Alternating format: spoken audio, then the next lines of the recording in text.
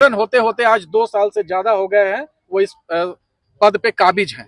तो हमारी जो टीम है, हमारी जो पार्टी है, हमने ट्रांसपेरेंट गवर्नेंस की बात कही है और स्थानीयता को मजबूत करने की बात कही है, स्वास्थ्य सेवाओं को मजबूत करने की बात कही है, शिक्षा व्यवस्था को दुरुस्त करने की बात कही है और राज्य को एक मजबूत राज्य के रूप में, मॉडल राज्य के रूप में स्थापित करने की बात हमने कही है। उसी की कड़ी में हमने खुला ऐलान आज किया है और कर रहे हैं कि आने वाले समय में 1-2 दिन के अंदर में जो तमाम स्तर पे भ्रष्टाचार झारखंड राज्य फार्मेसी काउंसिल में चल रहा है,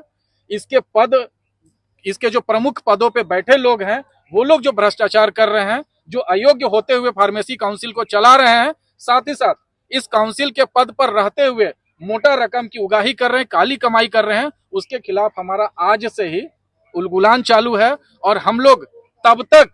अपना आंदोलन जारी रखेंगे जब तक वर्तमान जो निबंधक सह सचिव के पद पे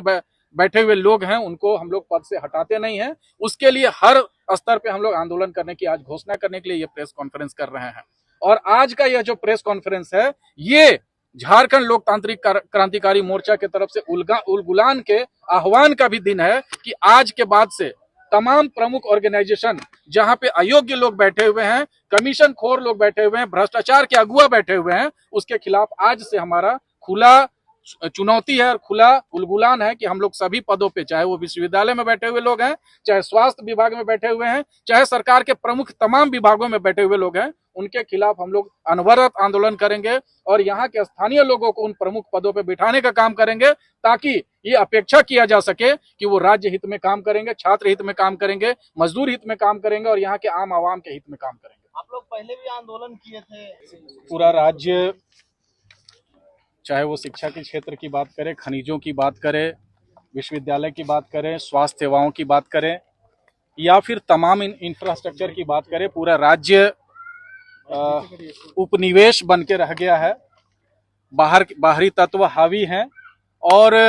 पूरा प्रयास किया जा रहा है कि कैसे राज्य को खोखला किया जा सके। टेंडर हावी है, ठेकेदारी हावी है,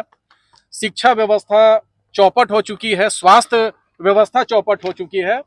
और उसी के संदर्भ में जो हमारी सबसे प्रमुख रीढ़ की हड्डी कही जाती है किसी भी राज्य की व्यवस्था को चलाने के लिए, स्वास्थ्य व्यवस्था, उस पूरे स्वास्थ्य व्यवस्था में ठेकेदारी हावी है, कमीशन खोरी हावी है और ऐसे लोग जो इस जो प्रमुख पद हैं स्वास्थ्य सेवाओं में, स्वास्थ्य विभाग में, उसके उप विभागों में, उन प्रमुख पदों पे बिल्कुल गैर जिम्मेदार लोग, असामाजिक लोग और जो उस पद पे बैठने की योग्यता भी वाजिब तरीके से नहीं रखते हैं, वो लोग इन सेवाओं का उपभोग सिर्फ और सिर्फ काले कमाई के लिए कर रहे हैं। ताजा तरीन जो मुद्दे जिस पर हम लोग आज जिला कमेटी के लोग,